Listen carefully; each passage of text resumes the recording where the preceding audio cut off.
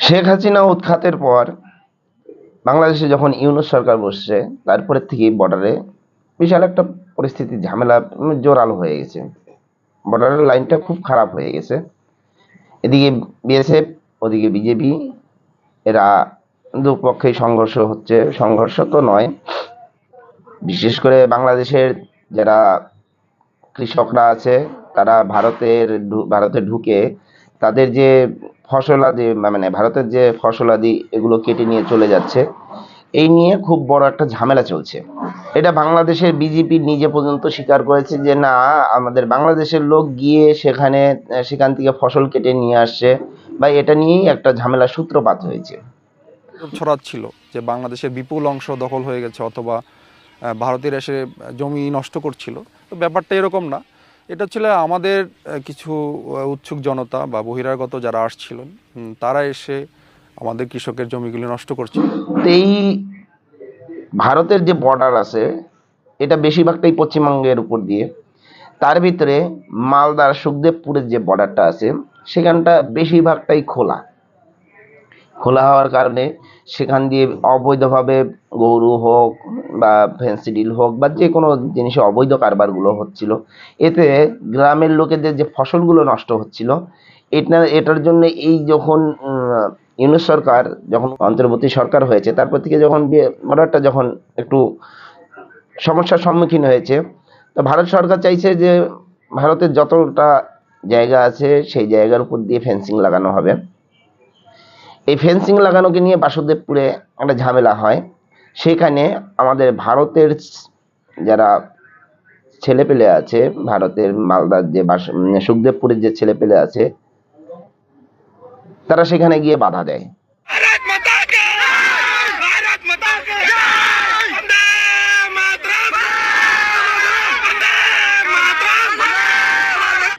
তো এই সময় যখন এত চরম উত্তেজনা চলছে, তখন আমাদের ভারতের যে ছেলেপেলেরা আছে, তারা সেই বর্ডারে গিয়ে লাইন অফ কন্ট্রোলে যাতে কাটাতারে বেড়া হয়, তার জন্য বিএসএফকে সাহায্য করছে।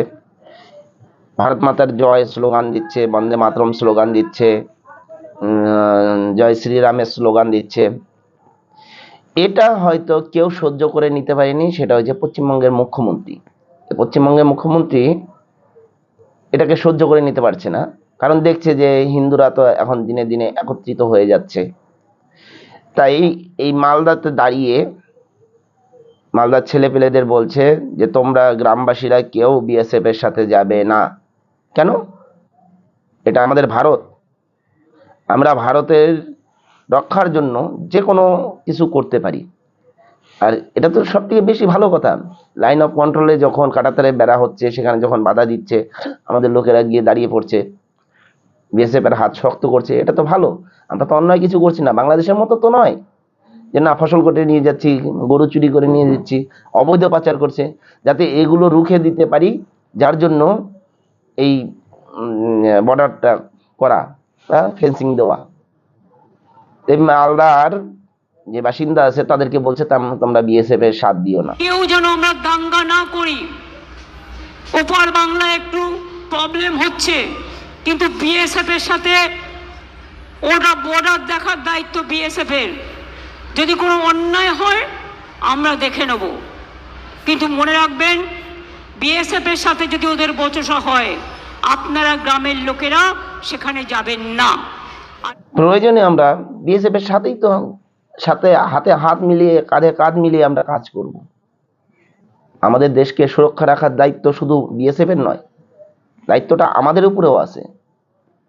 যতটুকু বিএসএফ এর দায়িত্ব আছে, ততটা আমরা ভারতবাসী, আমাদের দায়িত্ব আছে, আমাদের প্রশাসনের দায়িত্ব আছে, সকলের, ভারতবাসী যত লোক আছে সকলের দায়িত্ব আছে আমাদের ভারতকে রক্ষা করার। শুধু বিএসএফ, ওরা টাকার বিনিময় করবে, আমরা বিনা পয়সাতে করব। আমরা সাহায্য করতে রাজি আছি, তো আমরা যাব না কেন? মুখ্যমন্ত্রী বলছেন আপনারা কেউ যাবেন না। এটা কেমন? একজন রাজ্যের মুখ্যমন্ত্রী, যে আবার প্রশাসনিক দায়িত্বেও আছেন, তিনি নাকি বলছেন যে আপনারা কেউ যাবেন না। অর্বাচীনের মতো কথা নয়, বলেন?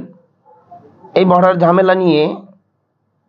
ঝামেলা নিয়ে গত কয়েকদিন আগেও মানে বাংলাদেশ থেকে এপাশে আসার চেষ্টা করেছে, বা যেটা ওই ঘাস কাটা নিয়ে বা গম কাটা নিয়ে হোক বা ধান কাটা নিয়ে হোক, যাই কিছু একটা ঘটেছে, তখনও ভারতবাসী গিয়ে লাইন অফ কন্ট্রোলে দাঁড়িয়েছে বিএসএফের হাত শক্ত করার জন্য।